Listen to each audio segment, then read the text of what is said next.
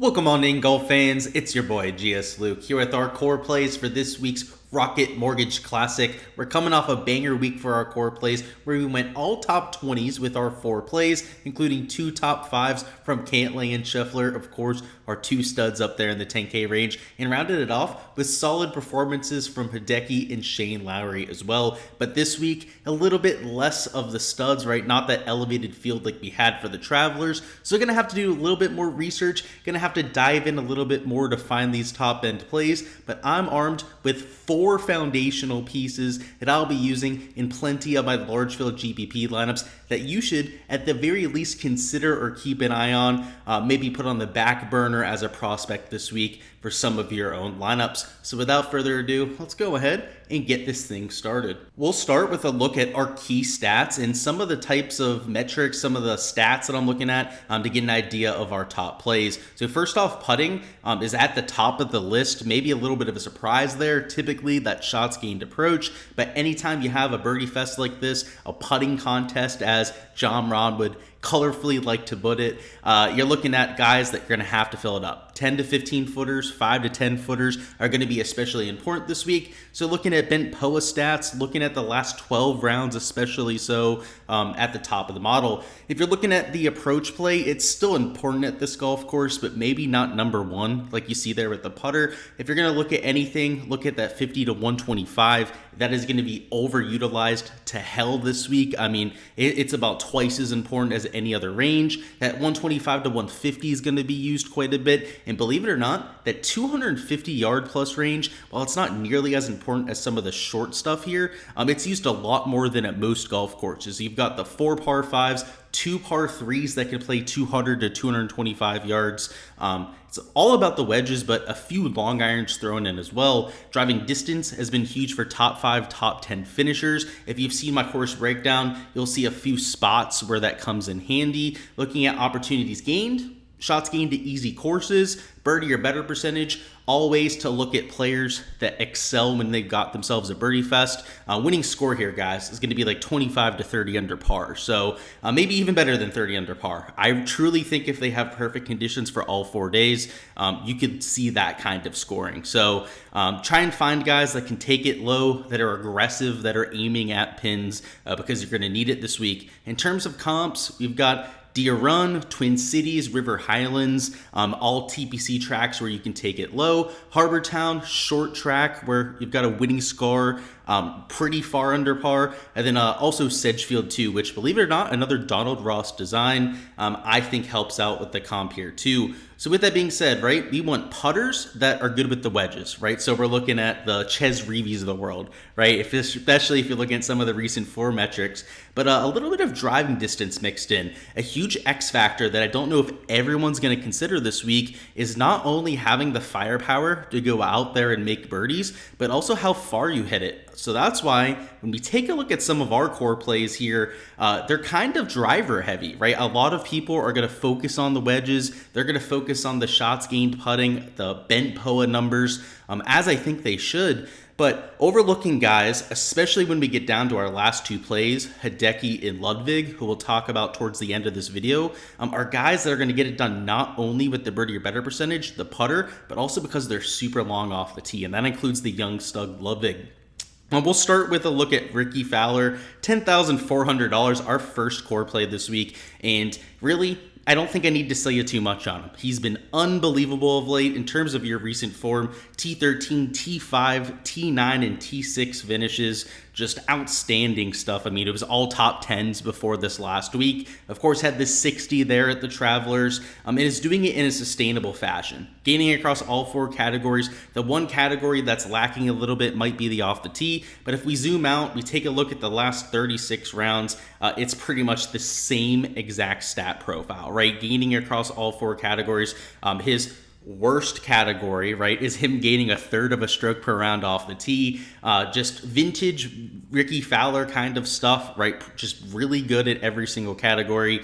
And at this golf course, maybe hasn't played his best in the past, but I'd argue that his form right now might be the best of his entire career, right? Doesn't have a win over this stretch, but has pretty much done everything but win over the last few months. So you take a look at the event history, he's at least played here all 4 times it's been played. He missed the cut last year, his worst finish, but before that, it was a T32, a T12, a T46 finish. Oh, sorry about that. Yeah, T46, not better than a T32. So he's at least made the cut his first, 3 of his first 4 trips, but hasn't really done all that much, right? There's no top 5 finishes. There's certainly no win during his first 4 years, but these were his dark years, right? Where he wasn't playing very well, right? Where he was almost lucky if he went out there and was able to make a cut. Now we've got Rickie Fowler as our #1 recent form ranking, as a top 5 fit at this golf course over the last 100 measured rounds. Maybe not the best bent POA numbers, but based on how he's been hitting it of late, I don't know if he's going to need to go out there and gain 2-3 strokes putting per round, right? He's got the approach play. He's got the around the green. Even the off the tee play has been a huge plus for Rickie of late. And at a course where there's not much trouble off the tee, right? There's only 1 water hazard on the entire property, and it's on an approach shot into a par 5. That is just perfect setup there for Rickie Fowler. So love him out there this week. He's expensive. He's up there with the studs, but I think he's gone out there and proven that he's worthy of being up there with those guys. Next up, we've got Max Homa, priced directly below him. And unlike Rickie Fowler, this one might take a little bit of convincing, right? Max Homa maybe not playing nearly as consistent of golf. You take a look at the finishes, he's gone missed cut, oof. And I've been there in both of them too, so that was not nice. But T9, T55, and must I remind you that he's a 2-time winner on tour this year. So he's obviously gotten it done before. I think a lot of people are quick to forget that sort of thing with Max Homa. But the thing I really like about it is not only can he light it up with the putter, we know that. This surface has not been kind to him, so that's worth noting at the very least. But I don't think it's going to completely condemn him here. He's a good putter, and he's a really good iron player. You marry those two things together, and we know that Max Homa can go nuclear low. He hasn't done it at this event in the past, so kind of like Rickie, no like top 10 finishes, but unlike Rickie, has made the cut in all 3 trips, and it's 2 top 25s his last 2 times out. So I don't think experience at this easy of a course, right, at a birdie fest, is that important, but I don't think it hurts. And 2 top 25 finishes might be looked at as a negative for some of these other top-end players, but it's not like he's gone out there and missed the cut, right, or gone out there and was like a T32 like a Rickie Fowler. He went out there, respectable top 25 finish. So, and it was both times out, right? It wasn't like a T32 and a missed cut. I think that it's at least respectable enough to get there. I know the form hasn't been there. You're going to have to overlook some of the recent form metrics, right, where the tee to green play hasn't been nearly as good as what you're used to seeing, right? He's actually a slight negative from tee to green over his last 12 measured rounds. The putter's still been there. He's always going to be that elite putter. We need him to get back to this last 36 round baseline, right, where he's gaining nearly a stroke per round tee to green, where he's gaining 2/3 of a stroke per round with the approach play, is capable of gaining more off the tee out there. And one kind of like a Rickie Fowler, I like playing home at a course where you can't get into that water off the tee, where you can't go out there and completely throw away your round with 1 or 2 bad tee shots. And that's kind of what we've got here, right? It's like an open, almost like a municipal style golf course, a Parkland style for sure, where you're not going to have these dense wooded areas that you're hitting into, right? There aren't really water hazards out there because they have to use up all the land that they possibly can. So 10,200, you're buying the dip on Max Homa, right? You're hoping that you can get him at slightly lower ownership here, and priced between Rickie, who we know is going to be chalk. I meant to mention that with Rickie. I know he's going to be highly owned this week. In fact, probably going to be by far the highest owned player on the slate. I don't care. I'm still playing him. Max Homa, on the other hand, right, priced between first off Rickie and then Justin Thomas down there, might be one of the lowest owned players up here in the 10K plus range. So, in fact, I would probably argue either the lowest or the second lowest owned of anyone up there in that price range. So, you gotta like the ownership, you gotta like the course fit. Or if he can just get back to hitting the ball like he's used to, he's gonna go out there and nuke one of these easy golf courses. So I like the price tag. Hopefully the ownership is where we want it to be, probably in the sub 50 15% range. Our last two core plays we'll hop into in a second. Just want to remind you guys, if you want access to all of the spreadsheets that you see in my content, the Discord that you can talk to me, the rest of the community, throw ideas off of, just sweat out bets, all that sort of fun stuff, check out the Patreon page down below. It is $10 a month. You can download these sheets, use all of the shots gained metrics, projections, so on and so forth in your optimizers, your own personal models, so on and so forth. Go out there and improve your DFS game. Of course, in the Discord, you can throw questions off the community, myself, try and get better that way. And I post all of my showdown and prop content on there as well. So rounds 1 through 4, we're doing all sorts of prop stuff. I do showdown for rounds 2 through 4. Plenty of value for that $10 price tag. So check it out if that's something that you've been wondering about. Next up, you've got Hideki Matsuyama, and I mentioned him before as a player that I thought had a lot of upside, and it comes down to the approach play of late. He has been the best player in this elite tier range, right? Gaining nearly a stroke and a half per round with the approach play. The off the tee play has been mediocre. It's been mediocre for Hideki for like the last couple years at this point. He's kind of been spraying it across the board, but kind of like a Rickie and Max Homa. I love this course for guys that are spraying it a little bit. They can definitely get away with it here. The around the green play is a positive. It's always going to be a positive for him. He's a great short game player, and a slightly negative with the putter, which, believe it or not, kind of surprising. In fact, if we zoom out on Hideki a little bit, you can see he's still that slight negative putter, but for the year in general is a positive putter, is about a 0.3 stroke per round kind of putter. So the tee to green play is returning to the Hideki Matsuyama that we have come to know, we have seen for the last 5-10 years on the PGA Tour. The putter, though, has kind of regressed back to the old Hideki too, right? The Hideki that we were used to seeing 5-10 years ago. Over the last season or two, Hideki's gotten a lot more consistent on the greens and has gone out there and in fact gained 4 or 5 strokes putting in quite a few events here in this season. So if we can get him back to that kind of spike putter, you know, with how he's been hitting it of late, you can see he's number 5 in just pure old shots gained total over his last 12 measured rounds. I love what I'm seeing, and I think the upside is a win by 4 or 5 strokes. Like him going out there and boat racing a field.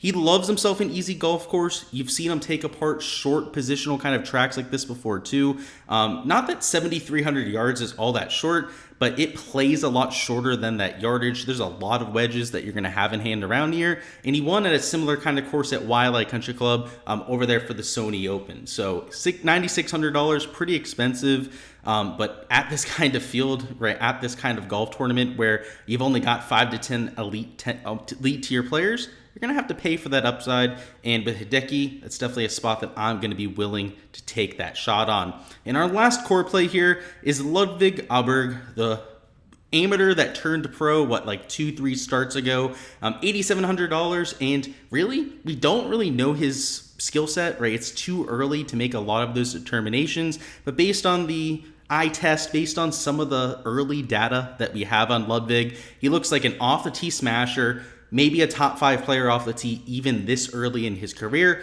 He looks like decent with the approach play. Probably has to get a lot more consistent there to be like an elite tier top 5 player on tour. Around the green is definitely serviceable. He's got a few shots in the bag, probably a few he's got to work on. He was in the ESPN Plus coverage.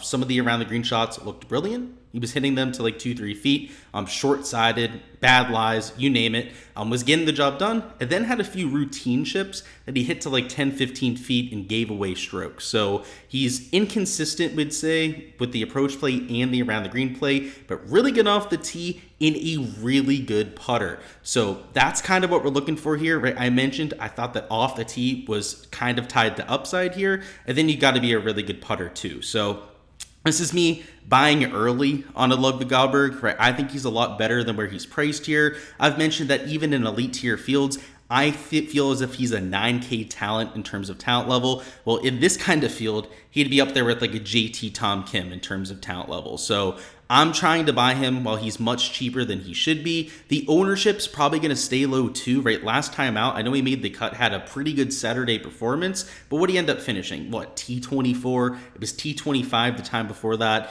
He's not going out there and getting that sexy top 10 finish. So hopefully he stays moderately owned, something like the 15, maybe like 18% range, which is pretty high. It'll be a lot higher than many in this 8K range, but as long as he's not like 20 to 25%, I'm going to be more than willing to get ownership there, right? He's proven it in fields. I mean, what? It was the RBC Canadian. It was last week at the Travelers. 2 pretty damn solid fields out there. Went out there and had himself a week. I mean, Rocket Mortgage kind of field, right? Piss sorry kind of field out there. He should only improve on that, maybe even give us that top 10 that we're looking for. So I think the price is fair enough. Hopefully the ownership stays low. That's really the only concern that I have here. He's proven enough to me. I've seen enough of him, whether it's on the college level or the PGA Tour level now, to know what we're getting here. And it's a guy that's probably a solid $1,000 too cheap. And given the price tag, is probably about half as owned as he probably should be as well.